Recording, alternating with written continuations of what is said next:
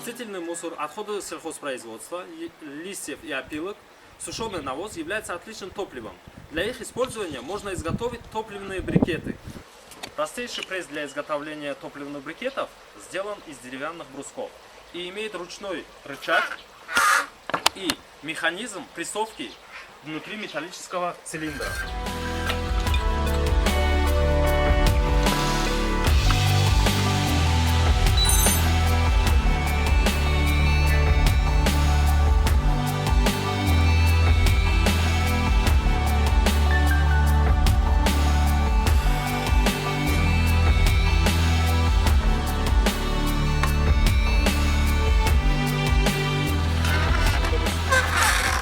В состав исходного материала топливных брикетов входят растительный мусор, в данном случае опилки, угольная пыль и навоз.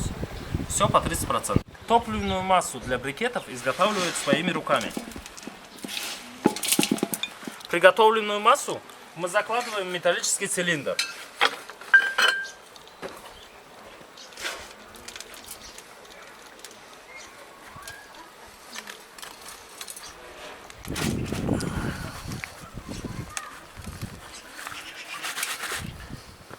После этого мы ложим металлический цилиндр под пресс.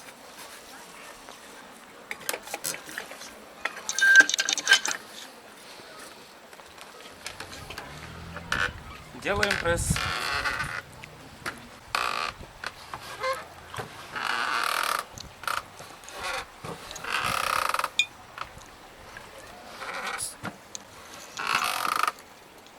Я думаю, 5 раз хватит.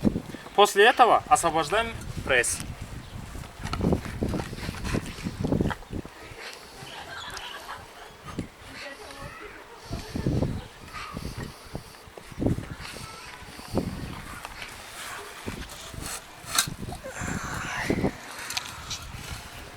Для дальнейшего процесса нужно время и место для сушки. В Таджикистане данный вид топлива очень популярен. Он используется для приготовления еды и отопления дома, а также помогает сельчанам адаптироваться к изменению климата.